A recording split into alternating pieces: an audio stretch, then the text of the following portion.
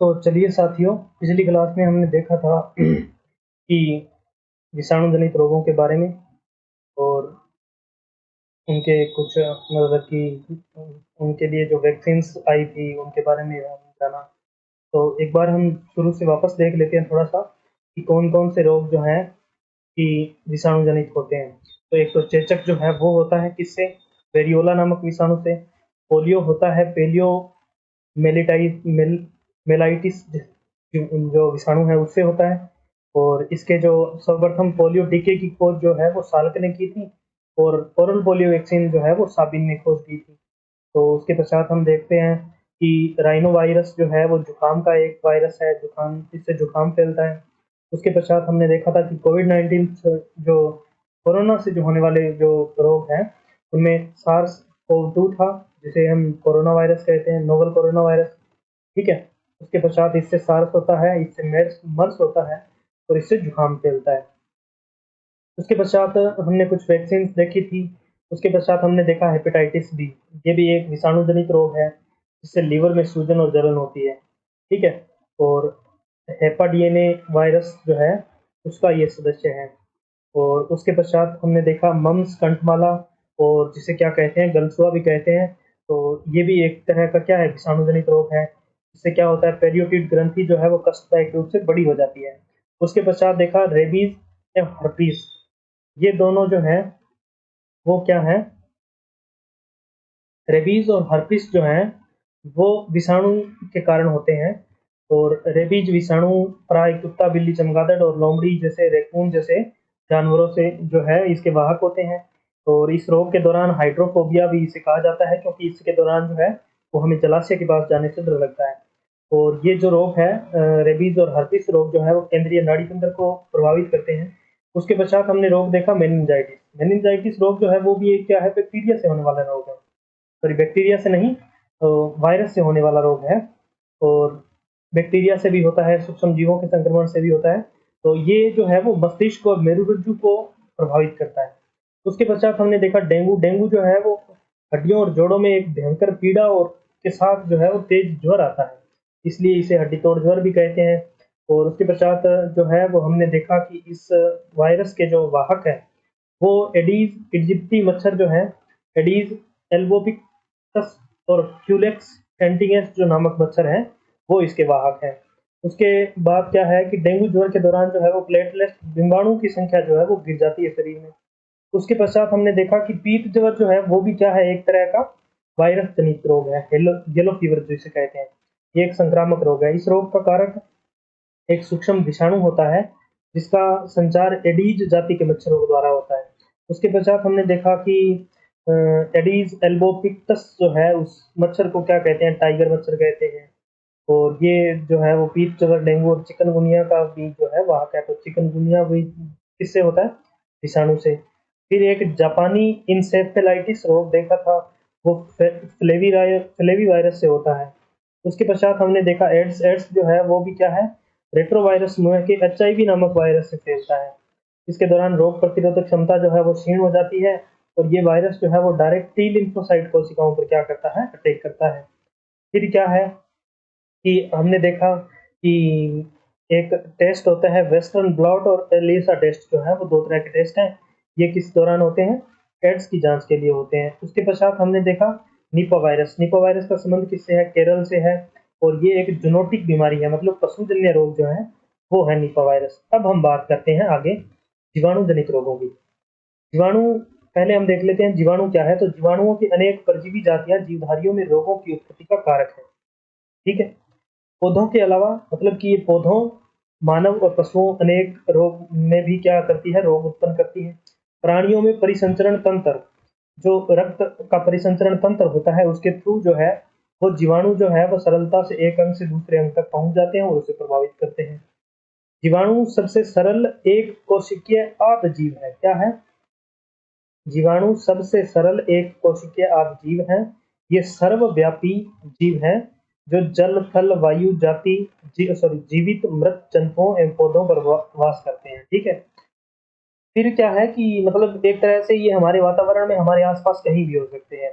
उसके पश्चात है कि रोगजनक जीवाणु मानव के लगभग सभी तंत्र को संक्रमित करने में सक्षम होते हैं, क्योंकि ये किसके थ्रू एक जगह से दूसरी जगह जाते हैं? परिसंचरण तंत्र की जगह से के कारण जाते हैं। और अब आप देखिए कि परिसंचरण तंत्र जो है, मतलब कि रक्त जो है वो क्या है कि वो तो हर अंग में जाता है, इसलिए क्या है कि ये हर तंत्र को संक्रमित करने में सक्षम होते हैं। अब क्या है कि हम कुछ रोग देखेंगे और उन रोगों के जो कारक जीवाणु हैं वो देखेंगे। तो सबसे पहले हम देखते हैं हैजा। तो हैजा को दूसरा जो नाम है हैजा का वो है कोलेरा। तो अब कोलेरा अथवा हैजा जो है वो हमें एक बात पता चल गई कि किससे होने वाला रोग है? जीवाणु से, ना कि विषाणु से। हैजा किससे होने वाला है? जीवाणु से। और वो जीवाणु कौन सा है? विब्रियो कोलेरी नामक जीवाणु से फैलता है। ठीक है। अब दूसरा रोग है प्लेग। प्लेग पास्चुरेला पेस्टिज या यर्सीनिया पेस्टिज। पास्चुरेला पेस्टिज या यर्सीनिया पेस्टिज, आपको बस पेस्टिज याद रखना है कि प्लेग प्लेग रोग जो है वो किससे होता है? पास्चुरेला पेस्टिज से या यर्सीनिया पेस्टिज से। उसके पश्चात रोग है कोड या लेप्रोसी भी इसे कहते हैं। क्या कहते हैं? लेप्रोसी। अधिकांशतः जब हमें प्रश्न में देखने को मिलेगा तो कोड की जगह हमें लेप्रोसी नाम मिलेगा। तो आसान सी बात है कि इसे माइकोबैक्टीरियम लेप्री नामक जो जीवाणु है वो फैलाता है। तो इतना सा याद रखना है, लेप्री, लेप्रोसी, लेप्री। ठीक है। या लेप्रोमोटिस, माइकोबैक्टीरियम लेप्रोटोसिस। ठीक है। तो सिंपल सी बात है कि इसके जीवाणु को जो है वो आसानी से पहचाना जा सकता है नाम के थ्रू, अगर आपको लेप्रोसी नाम याद है कोड का तो। फिर अगला रोग है तपेदिक क्षय रोग या यक्षमा रोग जो है वो, माइकोबैक्टीरियम ट्यूबरकुलोसिस। अब हम देखें कि इसका शॉर्ट फॉर्म जो है वो है टीबी। टीबी की फुल फॉर्म जो है वो ट्यूबरकुलोसिस जो है वही होती है। तो इसका नाम जो है वो ज़्यादा उतना याद रखने वाली है नहीं। बस आपको इतनी सी बात याद रखनी है कि हैजा हो, भले प्लेग हो, भले कोड या लेप्रोसी हो, भले ही वो टीबी तपेदिक क्षय रोग या यक्ष्मा रोग हो, सब किससे होते हैं? जीवाणु से होते हैं। फिर अगला रोग है निमोनिया। ठीक है। क्या है? निमोनिया। ये होता है स्ट्रेप्टोकोकस न्यूमोनी। बस आपको न्यूमोनी नाम याद रखना है। और क्या याद रखना है कि ये किससे फैलता है? जीवाणु से होने वाला रोग है। फिर अगला रोग है टाइफाइड, साल्मोनेला टाइफी। कोई नाम याद रखने की जरूरत नहीं है, बस आपको याद रखना है, ये बात याद रखनी है कि टाइफाइड रोग जो है वो किससे होता है? जीवाणु से होता है। फिर है डिप्थीरिया। ठीक है। इसका भी जो जीवाणु है वो डिप्थीरी है, तो याद रखने की लोड़ नहीं। फिर सुजाक रोग या गोनेरिया। ठीक है। सुजाक या गोनेरिया रोग जो है वो भी किससे होता है? जीवाणु से। और गोनोरी जो है, निसेरिया गोनोरी जो है वो इसका क्या है? जीवाणु है।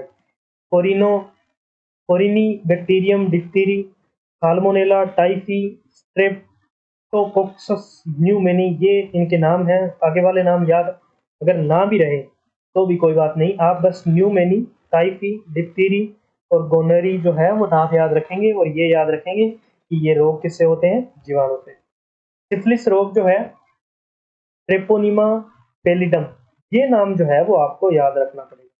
और इससे जो अलग नाम होंगे ना, वही पूछने की संभावना जो है वो, मतलब अगर मुझे प्रश्न बनाने को दिया जाए तो पहली प्रायोरिटी जो है वो मैं यही रखूंगा कि आपको आसानी से नाम पता नहीं लगना चाहिए। जैसे रोग का नाम सिफिलिस है और जीवाणु का नाम है ट्रेपोनिमा प्लेडियम, पेलिडम जो है वो नाम है किसका? सिफिलिस नामक रोग का। होता किससे है? जीवाणु से। अब है काली खांसी, कुकुर खांसी, या जो है कफ और पेर्टिसिस जो है उसे पर्टियूसिस जो है वो इसे कहते हैं। तो आपको अगर ये पर्टियूसिस अगर नाम याद रहता है तो ठीक है, वरना आप इसे याद रखना होगा कि पर्टियूसिस हीमोफिलस पर्टियूसिस जो है काली खांसी या कुकर खांसी जो है वो उस रोग का जीवाणु है। तो पहली बात कि खांसी, आपको ऐसे नाम से और ऐसे सोचने से ऐसा लगेगा कि ये कोई वायरस जनित रोग है, लेकिन ये वायरस जनित रोग नहीं है। ये कैसा रोग है? जीवाणु जनित रोग है। फिर क्या है कि धनुष टंकार या लोक जो या टिटेनस, टिटेनस जो है वो भी किससे होता है? जीवाणु से। अब आप देखेंगे कि टिटनस तो जैसे जंग लगे लोहे से और उन चीज़ों से होता है। तो एक इसका जीवाणु होता है, क्लोस्ट्रीडियम टिटेनी।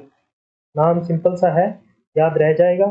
तो आपको ये बातें याद रखनी है कि हैजा, प्लेग, कोड या leprosy, TB, pneumonia, typhoid, diphtheria, सुजाक गोनेरिया, सिफिलिस और काली खांसी, कुकर खांसी और धनुष टंकार या टिटनस रोग जो है वो किससे फैलते हैं? किससे होते हैं? जीवाणु से। अब हम थोड़ा-थोड़ा देख लेते हैं। साल्मोनेला बेसिलाई नामक जीवाणु के कारण भोजन विषाक्तता होती है। क्या होती है? Food poisoning. अब आपसे पूछा जा सकता है कि फूड पॉइज़निंग जो है वो किस जीवाणु के कारण होती है?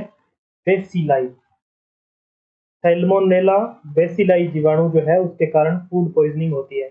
तो आपको याद रखना है, क्योंकि ये एक तरह से देखा जाए तो हमारे दैनिक जीवन से इसका जुड़ाव अत्यधिक है। मतलब कि इस शब्दावली, इस ये जो भोजन विषाक्तता या फूड पॉइज़निंग जो है वो जुड़ी हुई है हमारे दैनिक जीवन से, मतलब ये आम रोग है। तो अगर साफ-सफाई का अगर आप लोग ध्यान नहीं रखेंगे तो साल्मोनेला बेसिलाई रोग जो जीवाणु है वो आपको कौन से रोग से संक्रमित कर देगा? भोजन विषाक्तता से।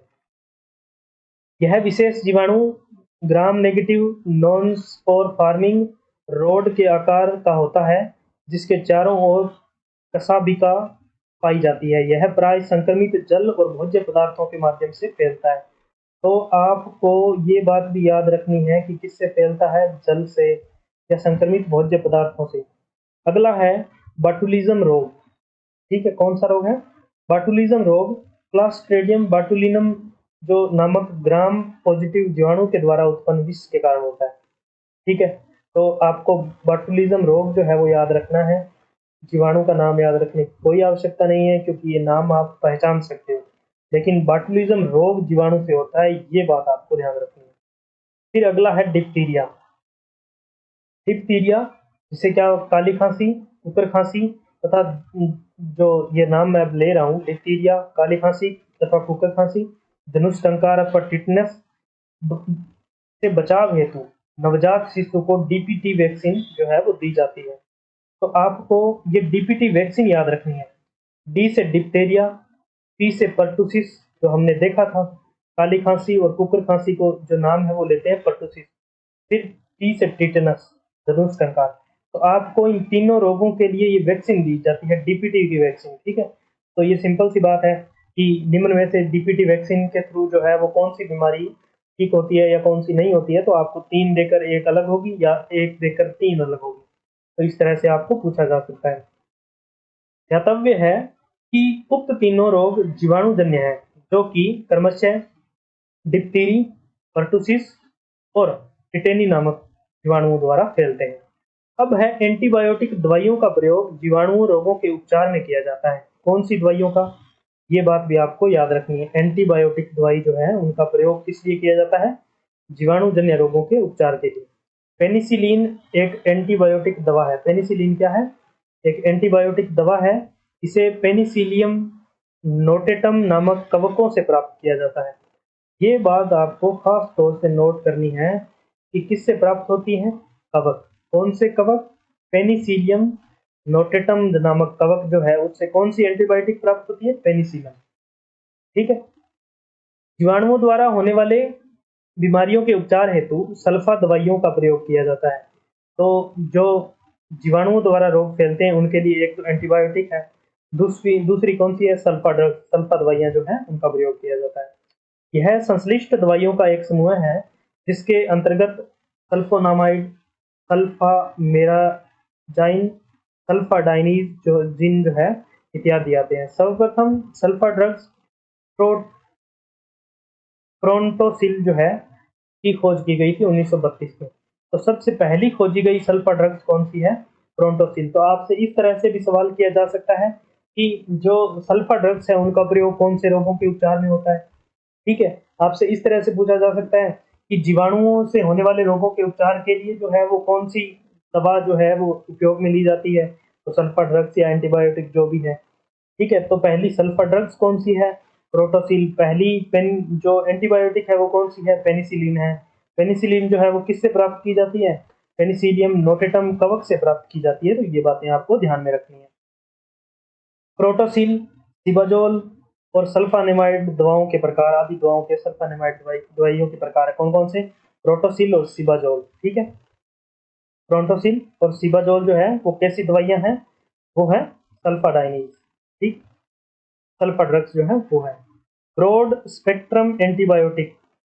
ठीक है, क्या है? ब्रॉड स्पेक्ट्रम एंटीबायोटिक ऐसी औषधियों का समूह है जो जीवाणुओं जनित विभिन्न प्रकार के रोगों के प्रति प्रभावी होती हैं। Broad spectrum antibiotic narrow spectrum antibiotic के विपरीत ग्राम पॉजिटिव और ग्राम नेगेटिव दोनों प्रकार के जीवाणुओं के विरुद्ध प्रभावी होती हैं। क्लोरेमेफेनिकोल,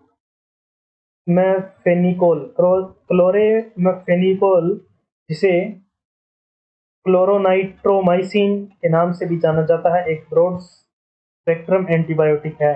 तो कौन सी? क्लोरोनाइट्रोमाइसिन। क्लोरोनाइट्रोमाइसिन, तो ये नाम आपको याद रखना है। ये कौन सी है? स्पेक्ट्रम, ब्रॉड स्पेक्ट्रम एंटीबायोटिक है। कौन सी? क्लोरोनाइट्रोमाइसिन। तो ये हो गए आपके जीवाणु जनित रोग। अब हम बात करते हैं कवक जनित रोगों की। एक बार हम फिर से देख लेते हैं कि ये जो सारणी आपको यहाँ पर दी गई है, इस सारणी को आप जो है वो कंठस्थ करने का प्रयास करेंगे, ताकि, क्योंकि पहली दफा तो इनमें से ही आने का पूरी की पूरी चांस है। और ये सब जो चीजें हैं, अगर मान लो कि रोग के बारे में ना पूछकर दवाइयों के बारे में पूछ लें, ठीक है, क्योंकि रोग और उपचार टॉपिक जो है हमारे सिलेबस में टॉपिक जो है वो केवल रोग नहीं होता, रोग के साथ साथ उनके उपचार भी लिखे होते हैं। तो आपको ये याद रखना है कि एंटीबायोटिक या सल्फा ड्रग्स या फिर कौन सी है? Broad spectrum antibiotic. ये तीन तरह की दवाइयां जो हैं वो कैसे रोगों के लिए? जीवाणु जनित रोगों के लिए उपचार में दी जाती है। तो हेजा, plague, leprosy, TB, pneumonia, typhoid, उसके बाद में है डिप्थीरिया, उसके बाद में गोनेरिया, सिफिलिस, और उसके बाद में है पर्टुसिस, उसके बाद में टिटनस। ये आपको याद रखनी है। कैसी बीमारियां हैं? जीवाणु जनित बीमारियां हैं। उसके बाद में हम देखते हैं कि कवक जनित बीमारियां कौन कौन सी हैं। तो पहले हम देख लेते हैं कि कवक कवक शब्द की उत्पत्ति जो है वो लैटिन भाषा के फंगस से हुई है। किससे? फंगस से हुई है। फंगस से हुई है, जिसका शाब्दिक अर्थ जो है वो छत्रक अथवा मशरूम है। विज्ञान की वह शाखा जिसके अंतर्गत कवकों का विस्तृत अध्ययन किया जाता है, माइकोलॉजी कहते हैं। क्या कहते हैं? माइकोलॉजी। ये बात आपको एकदम गांठ बांध लेनी है कि जो है कवक जो है उसके बारे में अध्ययन जो है वो किस शाखा के अंतर्गत किया जाता है? माइकोलॉजी। कवक पर्णहरित रहित होते हैं। कवक क्या होते हैं? पर्णहरित रहित होते हैं, संवहन उत्तक रहित होते हैं, और थैलोफाइटा समूह के जीव हैं। किस समूह के जीव हैं? थैलोफाइटा समूह के जीव हैं। ठीक है। उसके पश्चात इनमें जड़, तना और पत्ती का अभाव होता है। मतलब इनके जड़ नहीं होती, इनके तना नहीं होता और इनके पत्ती नहीं होती। ये परजीवी अथवा मृतोपजीवी होते हैं। मतलब ये बात भी आपको एक तो जो है वो ध्यान रखनी है कि कवक क्या होते हैं? परजीवी अथवा मृतोपजीवी होते हैं। इनमें जनन जो है वो बीजाणुओं के द्वारा होता है। जनन किसके द्वारा होता है? ये अपनी संतति जो है वो किसके द्वारा बढ़ाते हैं? बीजाणुओं के माध्यम से। इनका मानव जीवन से घनिष्ठ संबंध होता है। इनकी अनेक जातियां मानव के लिए लाभदायक और हानिकारक होती है। मतलब कि इस तरह से जीवाणु जो है वो हमारे लिए लाभदायक भी होते हैं और हानिकारक भी होते हैं, उसी तरह से कवक जो है वो भी क्या होते हैं? लाभदायक और हानिकारक। क्योंकि हमने अभी पीछे जब जीवाणु जनित रोगों की बात की थी, तो उसमें एक जो पेनिसिलिनियम नोटेटम जो कवक था, उससे हम एक एंटीबायोटिक प्राप्त कर रहे थे। कौन सी? पेनिसिलिन। ठीक है, तो इसलिए ये लाभदायक भी होते हैं। एफ्ला एफ्लाटॉक्सिन जो है नामक जहरीला पदार्थ प्राकृतिक रूप से कैंसर कारक होता है। एफ्लाटॉक्सिन। कौन सा? एफ्लाटॉक्सिन एक जहरीला पदार्थ जो है वो प्राकृतिक रूप से कैंसर का कारक होता है, जो यकृत में कैंसर उत्पन्न करता है। तो आपको ध्यान में रखना है कि ये एफ्लाटॉक्सिन जो है वो कहाँ कैंसर उत्पन्न करता है? यकृत में। यह पदार्थ प्राय एस्परजिलिस फ्लेवस या एस्परजिलिस फ्यूमिगेट्स या पेनिसिलियम आइसलेडिकम आदि कवकों द्वारा उत्पन्न होता है। ठीक है, तो ये जो कवक हैं ये इसके वाहक होते हैं, इनसे उत्पन्न होता है, जो भोजन को विषाक्त कर देता है। मानव में एस्परजिलोसिस नामक रोग, एस्परजिलिस कुछ प्रजातियों यथा फ्लेवस फ्लेवस फ्यूमिगेट्स और नाइजर द्वारा उत्पन्न होती है। मतलब स्टार्ट वाला इसका नाम सेम ही है कि एस्परजिलस, फ्लेवस, फ्यूमिगेट्स और नाइजर, ये 3 आपको नाम याद रखने हैं। कौन कौन सा? फ्लेवस नाम याद रखना है, फ्यूमिगेट्स नाम याद रखना है और नाम कौन सा याद रखना है? नाइजर। ये 3 ऐसे कवक हैं जिनसे कौन सा रोग होता है? एस्परजिलोसिस नामक रोग होता है। अब अगला है अर्कताप्य। ठीक है, क्या है? अर्कताप्य नामक रोग संदूषित अनाज के उपभोग से होता है। अनाज को संदूषित करने का कार्य क्लेवीसेप्स परपुरिया नामक विशेष कवक करता है। तो क्लेवीसेप्स परपुरिया नामक कवक से कौन सा रोग होता है? अर्कताप्य। ठीक है, या एर्गोटिज्म। एर्गोटिज्म रोग जो है वो किस के कारण होता है? क्लेवीसेप्स परपुरिया जो कवक है उसके कारण। फिर एक रोग है एथलीट फुट। ये रोग जो है वो आपको जो है वो ध्यान रखना है। एथलीट फुट रोग जो पहली बात तो किससे होता है? कवक से। फिर हम इसका देखते हैं कवक कौन सा है, तो ट्राइकोफाइटोन और टीनिया पेडिस नामक कवकों द्वारा होती है। टीनिया पेडिस आसान सा नाम है, फाइटोन जो है वो भी आसान सा नाम है। तो रोग कौन सा होता है? एथलीट फुट रोग होता है। ठीक है, तो आपको ये ध्यान रखना है। यह त्वचा के मुलायम हिस्से को संक्रमित करता है, खास तौर पर अंगुलियों के मध्य में। इस रोग का संक्रमण संक्रमित मृदा से होता है। इस रोग का संक्रमण जो है वो मृदा से, तो आपको ध्यान रखना है कि मृदा से फैलने वाला रोग कौन सा है? एथलीट फुट रोग है। ठीक है, त्वचा का प्रदाह, गंजापन और कैंडिडाइसिस, जियोट्राइकोसिस आदि रोग कवकों द्वारा उत्पन्न होते हैं। मतलब जो गंजापन, बाल झड़ने, त्वचा का प्रदाह मतलब जो त्वचा के अंदर जो बीमारियां हैं, कैंडिडाइसिस, जियोट्राइकोसिस आदि रोग कवकों द्वारा उत्पन्न होते हैं। बहुत से कवक उदाहरणतः छत्रक, गुच्छी और लाइकोपर्डोन जो है इत्यादि भोजन के रूप में प्रयोग किए जाते हैं। तो आपको ध्यान रखना है कि छत्रक, एग्रेक्यूस, गुच्छी, मार्कोहेला, ठीक है, लाइकोपर्डोन इत्यादि भोजन के रूप में प्रयोग किए जाते हैं, जो प्रोटीन के मुख्य साधन है। किंतु गलतीवश यदि अमानिटा नामक कवक एगिरिक्स के बदले खा लिया जाए तो खाने वाले की मृत्यु हो जाती है। तो अमानिटा ये आपको याद रखना है खास तौर से कि अमानिटा नामक कवक जो है वो खाने से व्यक्ति की क्या हो सकती है? मृत्यु हो सकती है, क्योंकि यह जो है वो क्या है? एक तरह का जहरीला पदार्थ होता है।